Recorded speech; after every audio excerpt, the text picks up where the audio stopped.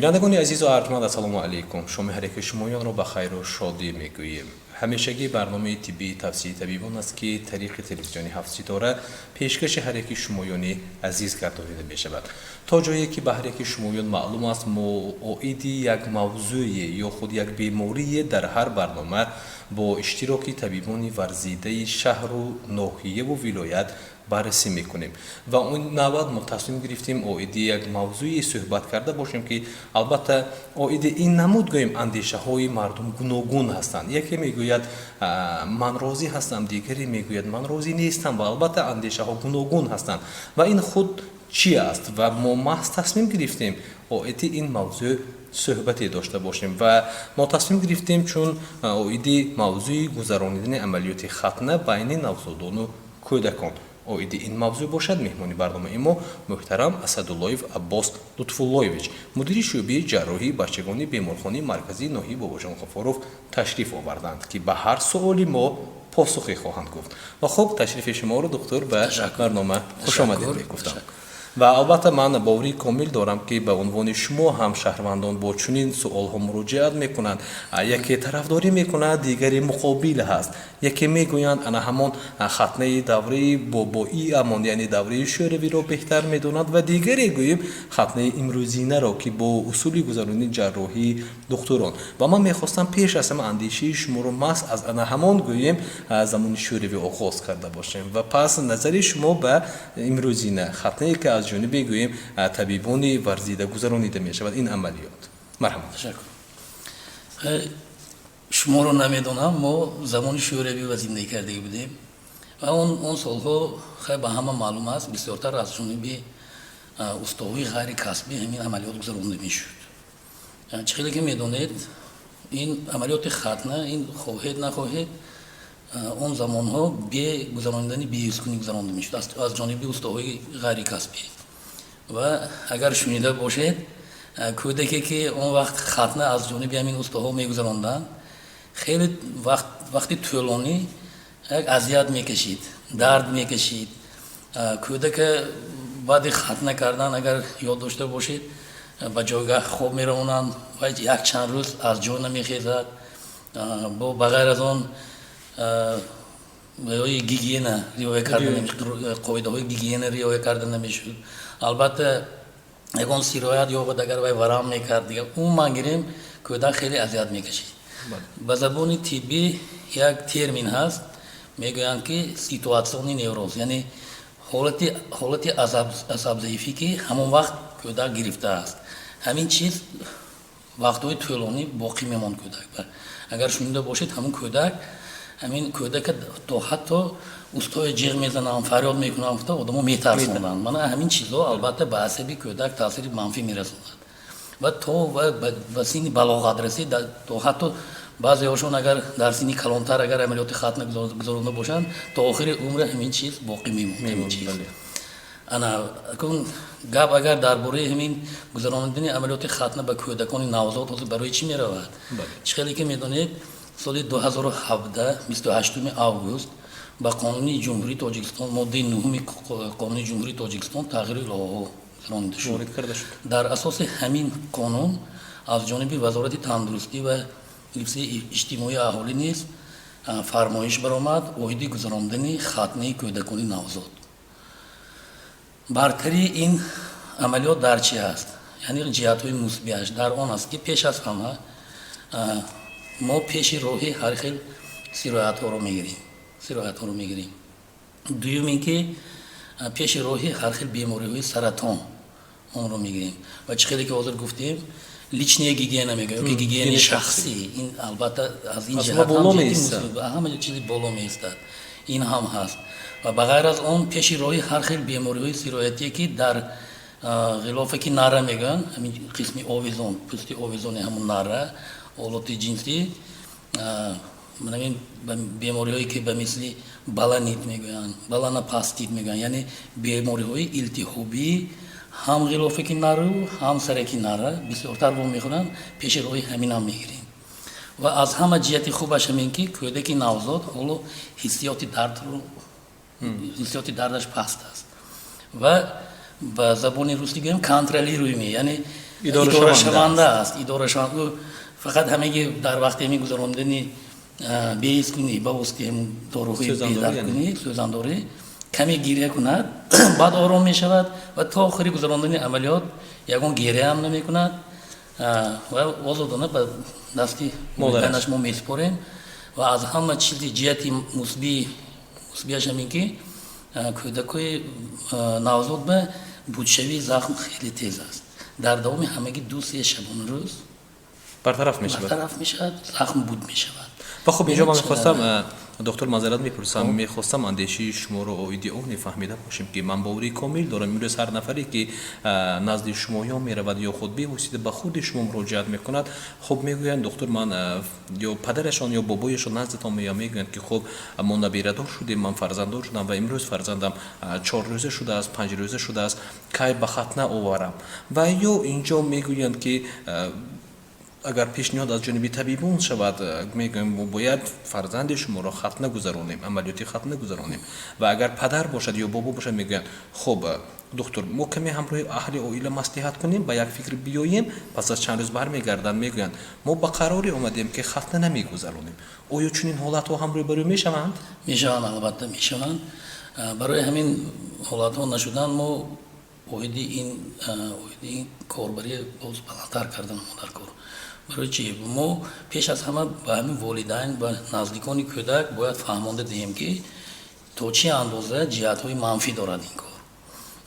عموما در مقیاس جهان در دولت‌های مسلمانی حاضر در بسیار دولت‌های مترقی همین گذراندن عملیات ختنه بر وقت یعنی بر محل خیلی خوب به جا مانده شده است سالهای اولی کاربری من سالهای 2017 گیریم تا 2020 3 سال اول برای ما هم مشکل بود برای آدم خلقمون فهماندن این کار مشکل بود اون وقتها اگر از مقیاس عمومی ختنه گذرانیده همگی از 5 تا 8% رو کودکانی تا 20 روزه اگر تشکیل داده باشند عین حال همین رقم تا 35-40% علاقه رسیدگی یعنی ما کاربری دوام داده استیم در ما مثلا در مؤسسه های طبی در همه جا در همه حجره ها ما با واسطه هر خیل ایونیت ها بانر ها بوکلت ها ایونیت های ما برپا کردگی و هر یک طبیبی که در خود و در کسبش جراح باشد خود دیگر باشد آنها اویدی برتری همین عملیات گفته میگذارن به والدین البته ما به همه کودکان نمیگذاریم این چیزا چرا برای به همه کودکان نمیگذارید برای چی برای که این نشان داد هم دارد و غیر نشان داد هم و خب میخواستم اندیشه شما رو اوید همین هر دوش نمیدی باشیم تا اینه که باوری کامل دارم که بین بینندگان عزیزی ما کم نیستن مادران جوان و اینچنین بابا مادر کلان هایی که گوییم خداشون برایشان نصیب کند صاحب نبیره میشن فرزند میشن چون اگر تولید که طفل پسر بود شاید از همین گفته های شما یکی را خوب به خاطر خود نگه دارند برام انا اون غیر نشان دادهایی که یعنی میگم به روسی پروتئوپاکازانیه و گذراندن این عملیات به کودکان نوزاد در این است که کودک باید پیش از همه سالم تولد شود با وزنی معتدل یعنی زیاده از 2.5 کیلوگرم باید تولد شود به غیر از این باید وای نقصان‌های مادرزاد نداشته باشد یا که دیگر بیماری‌های تولیدی یعنی آسیب‌های تولیدی داشته نباشد یکی از بیماری‌هایی که خیلی کودکان وزنی میگذارن این بیماری ارثی یعنی گیموفیلیا میگن یعنی به زبان خودم میگم این خون مایع میباشد شخشوی لخشوی خون خیلی در اونها سوست است یعنی یکی از فاکتورهای لخت کننده خون در اونها وجود ندارد مشاهده ها هست انا همین یک 3-4 مانع ها هست که ما همین به همین کودکان من همین اگر همین بیماری های داشته باشند یا که بیماری هایی که ویروسی کودکانی که ویروسی نارسایی مسمومیتی آدم داشته باشند یا که ویروس های گپاتیت های A و B داشته باشند به اینها ما نمیگذاریم البته در سنی نوزادی لیکن این پورا مانع شده نمیتواند آنها رو ما میکنیم فقط در حالتی که همین برطرف شود بیماری ها برطرف شود ما میگوییم که در سن 1 سالگی است یا 2 سالگی است یا دیگر سن‌های سال ما البته میگذاریم یگان مانعی پورا ندارد انا برای همین هم ما باید پیش از همه علاقه زیج با تولد خانه داریم онҳо медонанд дар он ҷо неонатолог кор мекунанд, духтурони кӯдакони навзод. албатта онҳо аввал як бор тадқиқот мегузаронанд, таҳлилҳоро мебинанд, кӯдак бо осеб таваллуд шуд ё ягон нуқсон ё агар нишондод дошта бошад با ما روی میکنم بعد ما این عملیات رو میگذرونیم. و خب اینجا دکتر میگفتید پس از چندم روزی تولد طفل گوییم آنها عملیاتی ختنه گذرانیده میشوند و اگر گوییم بینی انا همون گوییم کودکی که علاقه به واسه شما خودتون قید کرده گذاشتید اگر یگان نقصانی داشته باشد در یک وقتی معین توقف گذاشته میشه تا اونی که انا همون بیماری یا نقصان ها برطرف شود. و پس من اینجا میخواستم دکتر پس از چند روزی تولد یا چند ساعتی تولد عملیات ختنه به انا همون طفلی که به دنیا آمده است گذرانیده میشه. از دوم شبانه روز. برای چی؟ برای اون که شبانه روز اولی کودک بعد از تولد و مرحله ادپتاسیون میگذرد. یعنی با محیط مطابق میشه. از دوم روز سر کرده گوشه علاقه ما میتوانیم این عملیات رو گذرانیم به شرطی که همون نقصان ها نباشه کودک سالم تولد شده باشه. و خب اینجا دکتر بعضا اندیشه هایی هستند که چون البته این شاید کم در کم چون اندیشه هستند میگویند که باید انا همون طفلی که تولد شد پسر است باید در انا همون مهلتی که در گوییم تولد خانه است طفل باید عملیات ختنه گذرانیده شود. زمانی که به خانه اش گوییم جواب می شود به خانه اش انا همون کودک رو گرام می روند و پس از اونی که طفل به خانه می رود و پس مادر یا اهل عائله گوییم نزدیک گوییم جراح می آورند تا اونی که همین عملیات ختنه رو گذرانیده باشه میگن علاقه اون وقت باید مزد پرداخت کند تا چه اندازه این اندیشه ها درست است و آیا مهلت دارد یا نه؟ نادرست. عموما نوبسته از سن و سال همه عملیات ختنه به طور رایگان گذرانده می شود. به طور رایگان اساسا ما برای چی از تولد خانه برآورده یک بار میکنیم؟ برای اینکه حالا با یگان سرایت نیفته است و در محیط ضد سرایتی افزایش یافته ایستاده است. هنگامی که آنها بعد از تولد خانه گرام میرن خواهید نخواهید محیط خانه دیگر اونجا به قاعده های اسپتیک آنتیسپتیک رعایت کرده نمی شود. یگان سرایت گرفتنش ممکن و در آن وقت ما اگر از خانه میایم در سن 14 سالگی در سن میبخشید 14 روزگی 14 روزگی تا 18 20 روزگی میایم عموما پریوریتیت میتن و تا 20 روزگی هنگامی که از خانه میآیند ما البته یک بار تحقیقات میگذاریم تحلیل رو یعنی باز از نو تحلیل در شعبه تولد آنها علاقه تحلیل گرفتگی تیار هستند برای ما تیار کرده میتونیم ما میکنیم اگر از خانه بیایم ما همون تحلیل رو از نو میگیریم باز یک بار مسئولیت نیاناتولوگ میگیریم هنگامی که بگویند که یگان ضدیت نیست بعد ما این عملیات رو میگذاریم. و خب از این برمیاد که دکتر از تجربه های خود میگفتید که از همه گوییم طفلی که کلانترین است یعنی با ماه کلانترین است اگر گوییم چند از وقتی که به عنوان شما مراجعت کردن وقتی تولد شدن طبیبان گفتن خوب میشد یک بار عملیات ختنه رو گذرانیم به حجره ختنه بریم طفل رو و گفتن رد کردن و پس از شاید ماه باشد شاید سال باشد چون اگر در خاطر داشته باشید شما اگر سال اگر در نظر داشته باشید هستن همین خیلی حالات بودن 18 ساله بچه بلاغت برستگی ما ختنه کرده بودیم و گفت خودش ملتش تاجیک نیست من یاد دارم یک تا روس بود یک تا 14 ساله کریز بود اونها دینی مبین اسلام قبول کردن و والدینش همین خیلی قرار آمدن که عملیات ختنه گذارانیم چون که مسلمان ها میگذارن اکثر همه جا میگذارن همین خیلی حالت میشود گوشیده نیست. و خب اینجا من میخواستم دکتر اندیشی شما رو امیدی آنش نمیده باشم اگر معلوماتی در دست دارید دوام سال یا گیم از آغاز سال تا امروز در بیمارخانه مرکزی چند عملیات ختنه گذرانیده شده است و اگر معلومات دیگری داشته باشید در مقیاس بیمارخانه های ناحیوی در هر یک بیمارخانه ناحیوی مفخی فرمایش هم سرطبیبمان هم فرمایشی وزارت تندرستی جمهوری تاجیکستان در هر جا در جای هم ما حجره های ختنه تشکیل کردگی و این همه وقت گذرانده می شود همه روزه نو وابسته از اون که ساعتی کار چقدر دوام ساعتی کاری به چند تا که اگر مراجعت کند به یگان مانع ما عملیات ختم میگذاریم اون ما گیریم در مقیاس نوحیه از جانب ساختار گوسپیتالی در دوام سال زیاده از 2,500 عملیات گذرانده می شود عملیات ختنه این همه سین و سال از درون همین از داخل همین تقریبا 40 که من گفته گذاشتم از 30 تا 40% کودکانی تا 20 روزه تشکیل میدهند ما این چیز با کاربری حالا هم برده ایستادیم با پروزور میکنیم من باوری کامل دارم که خلق عزیز ما سالهای نزدیک علاقه خودشون درک میکنن که همین چیز تا چه اندازه اهمیتی بزرگ داره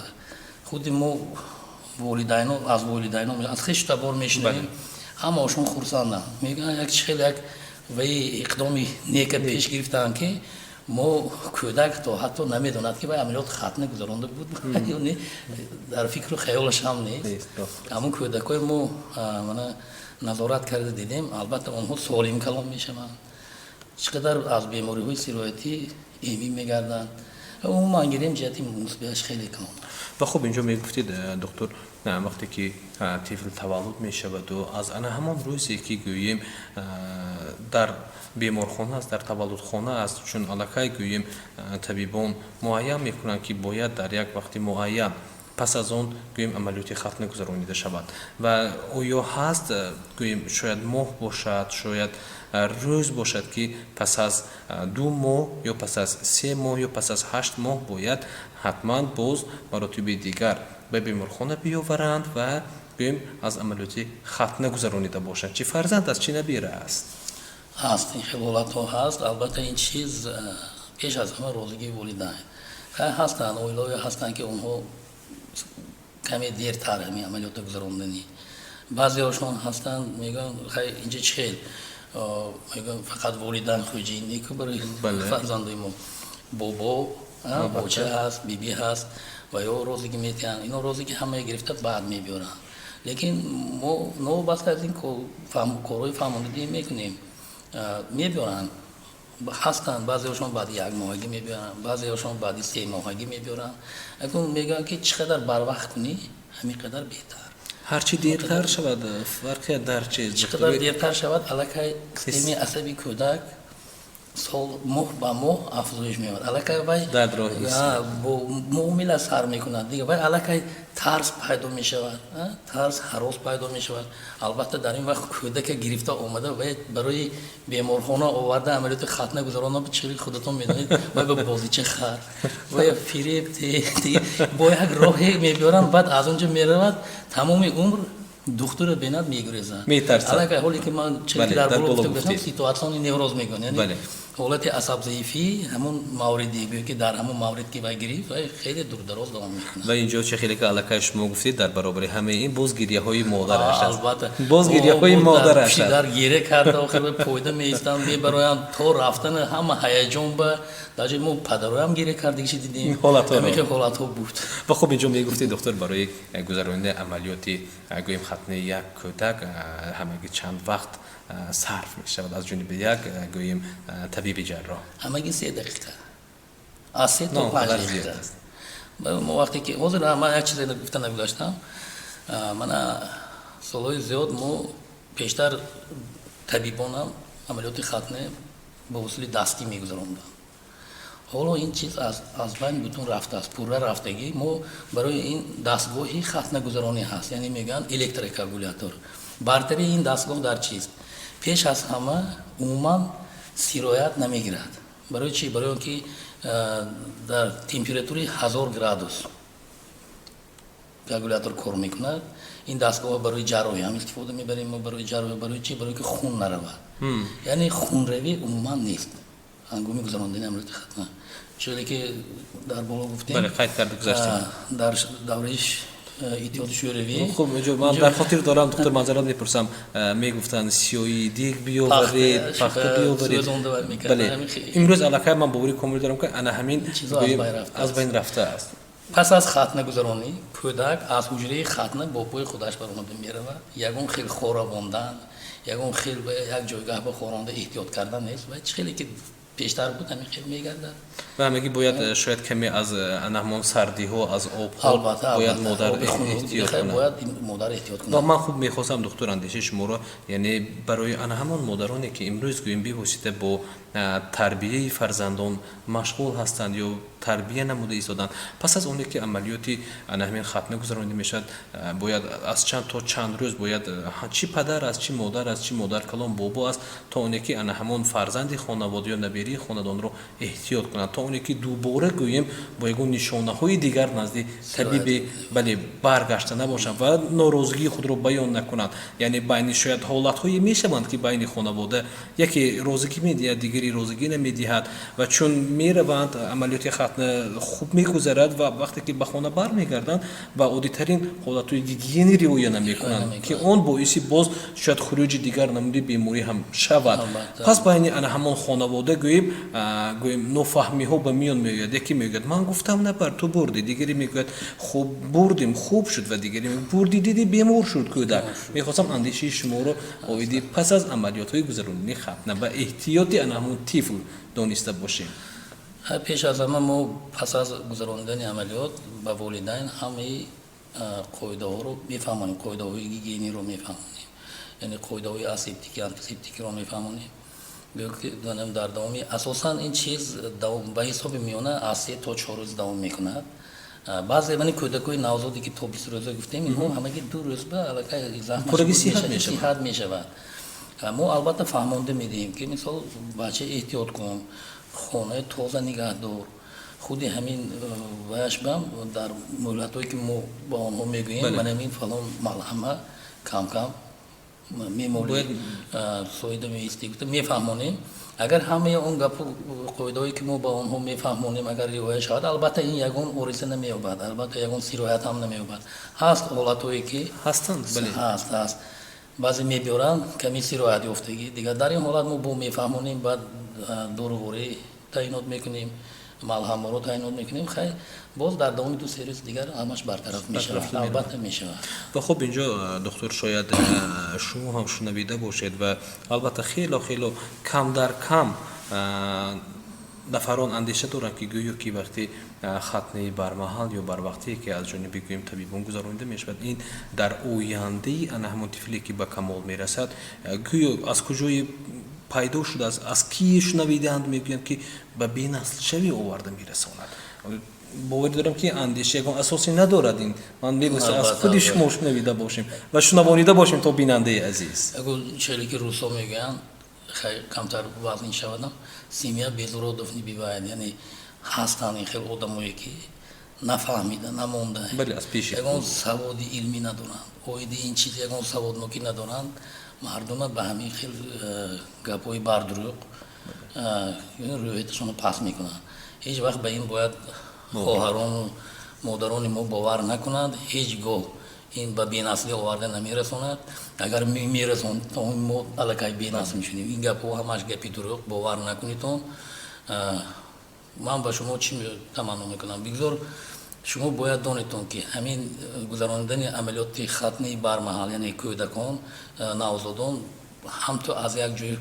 خالی آمدگی نیست این چیز اینا بسیار عالمای بسیار کاربری کردن در این مورد کاربران بسیار کاربری کردن این چیز همش از چیزی که میگن از وای گذشتگی از تجربه گذشتگی تجربه آموزی کرده همین چیز پیشنهاد کردگی ما حالا دولتی ما قفاتر این چیز به ما سر کردیم دیگر دولت ها علاقه این بسیار جلو این چیزها علاقه گذشتگی چند سال ها پیشتر آغاز کردن از این برمیآید البته این چیز ما حالا استودنت بودیم من این چیز شنیده بودم که در اسرائیل همین چیز بسیارتر جاری کرده بودن بعد بعضی در دیگر دولت های مسلمانی در دولت های عرب بسیار این چیز علاقه به جا ماندگی این چیز علاقه آنها شدگی برای و همین که کودک چیزی که ما به هم اولادمون میگفتن که عقیقه میگفتن اگر دانسته باشید همین عقیقه همون اولادای ما هم گفتگی نمیکرد و این چیز بود ما به هم پیشتر بودگی این تا چه اندازه جهت‌های مثبت بودن همون وقت علاقه میدونستن کاربری بود خاطر قدر بسیار نباشدم لیکن میکردن این کارا حالا وقتی اون رسیده است که ما همینا پورا جاری نماییم برای سالمی کودکای خودمون و آیا دکتر میگفتید هستند حالت‌هایی که از جانب گوییم آن همون پدر و مادر یا اویل بوده سرکشی میکنند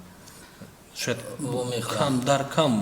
باشد بو میخورن هستند بعضی‌هاشون نو بسته از اون که ما کروی فرماندهی میدیم تو حتی مثلا میگن این فرزندی من کاری خواهم میکنم خیلی البته ما اینو مجبور کردن نمیتونیم خواهشی باید لیکن خوب میشد که اونها خود همون اویلهایی که مثلا کودکان در سن 5 سالگی 7 سالگی میبرن الکی هستن خودشون عذاب هم کودک خودشون میبینن بغیر از اون که باید عذاب مشقت زیاد به بیمارخانه میبرن از اینجا گرفته میرن بعد نگاه بینش هم قیم میشه باز مشکل تره یعنی بچه الکی عقلش در اومده است و همه چیز میفهمه و خود رو احتیاط میکند والدین عذاب میدهد خیلی این همش اون چیزی که عیان است و از این برمیاد که دکتر صحت شوی ان همون کودکانی که به سن 4 ساله و 5 ساله رسیدن یعنی طول هم میکشیده باشه البته من میدونم حالت رو تا 2 هفته که شده شدگیش میدونم این خیلی حالت بسیاره خیلی چقدر کلان باشد همینقدر بودشوی زخم هم سوست میشود چقدر خرد باشد همینقدر چه نوعی حالا ببینید چه کبیر مثال عادی است من همین درخت کلام خیلی میوه میتید لیکن افزایش نمییابد کودکی میبخشید نگاه نوعی حال روز از روز در نظر چشم خودتان الکی افزایش از همین فهمید شده یک مثالی بهتر این است پس بینندگان عزیز و ارجمند ما بسیار می‌خواستیم اویدی این موضوع ایستاده باشیم لکن متاسفانه فرصتی که ما در اختیار داریم به انتها رسیده ایستاده دکتر ما البته با یک صحبت یا با یک دیدار نمیتوانیم اویدی این موضوع همه پهلویش رو به تماشابینان عزیز گفته باشیم و تو این لحظه‌ای که از روی امکانیت ما توانستیم به بینندگان عزیز موضوعی رو که ما انتخاب کردیم اویدی اون موضوع محترم اسدالله عباس لطف‌اللهیچ مدیر شعبه جراحی بچگانی بیمارخانه مرکزی ناحیه باباجان غفورов اویدی این فکر و اندیشه هایشان رو و البته توصیه های خود رو گوییم پیش آوردن و من در انجام می‌خواستم دکتر به بینندگان عزیز اگر گفتنی داشته باشید مرحمت والدینان عزیز پدر مادران خواهران عزیز من خیلی که حالا صحبت کمی باشد هم راستی همه این برای چی برای سالمی فرزندان شما ما میخوایم که فرزندان خلق عزیز ما همش سالم باشد سالم افزایش یابد بگذار آنها اگر همین اون قاعده و رو ما که گفته گذاشتیم اگر این روایت شود من باوری کامل دارم که یگان کودکی ما بیمار نمیشود سالم افزایش مییابد یا برای جمعیت خود در آینده خدمت میکند سلامت باشید تشکر زیاد و باری دیگر دکتر برای اشتراکتان ما عرض سپاس میکنیم و باوری کامل داریم هر آن اندیشه های هر آن مصلحت هایی که پیش آوردید و هر آن توصیه هایی که به بینندگان عزیز گفتید اگر از 10 یکی را گیرند ما خیلی خوشنود هستیم و حتی یک نفر میتوانند به نفرهای دیگر برسانند اویدی فایده ختنه بر محل طفلانی را باقی با امید